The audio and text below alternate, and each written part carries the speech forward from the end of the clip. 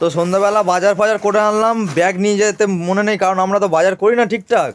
তো বস্তা দোকান দিয়েছে, বাজার করে এনেছি। বৌদি মিলিয়ে নাও বাজারগুলো বাজার তো ঠিকঠাক আছে কিনা। ও হাফ জিনিস আনেনি মনে হচ্ছে দেখে, আর হাফ এনেছে। এগুলো মাছ ঠিক খাবার আছে, তোমার বাজার স্লিপ চলে নিয়ে এসছে। মিলিয়ে নাও।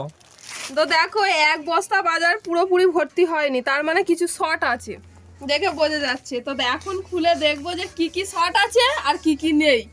দেখো এখন ঢালবো এটাকে, ঠিক আছে? ঢেলে দেখি যে কোন কোন জিনিসগুলো আছে আর কোন জিনিসগুলো নেই। ও হো হো, দেখতে পাচ্ছ আমাদের 1 মাসের বাজার আছে। মামা ওটা ঠিক আছে, ঠিক আছে, তুমি খাও ওটা। এই যে একটা বড় সয়াবিনের প্যাকেট, এগুলোতে আছে, এটা আছে নকুলদানা ঠাকুরের ধূপ রয়েছে, মানে যা যা সংসারে লাগে আর কি মাসকাবাড়ি সেগুলোই চলে এসছে। এখানে 5-6 প্যাকেট তেল রয়েছে, এগুলো বাবা দেখতে পাচ্ছ মশাল, পুরো ব্র্যান্ডেড খাও নাকি তোমরা? অবশ্যই ফরচুন মশাল। ফরচুন হচ্ছে এটা, এটা হচ্ছে সাদা তেল, এটা মাসে একটাই লাগে আমার। সাদা তেলে রান্না যেহেতু করি না, মশালটাই বেশি খাওয়া হয়, সেই জন্য মশালটা চলে এসছে। 4 প্যাকেট দেখো। এখানে লবণ আছে টাটা, এগুলো ইউজ করি আর কি।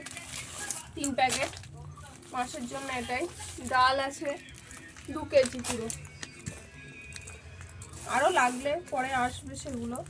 জিরে আছে, গরম মশলা, এটা তো ভিমবার আছে, আদার্স আরও অনেক কিছু বাদ পড়েছে যেগুলো ওরা আনেনি, সেগুলো আমি পরে দেখাচ্ছি। এটা চানাচুর আছে আর বিস্কিট আছে, এই যে। ঠিক আছে একটা চলো। ব্র্যান্ডেড মশাল তেল ধরে একটু একটা থাম্বনেল দাও।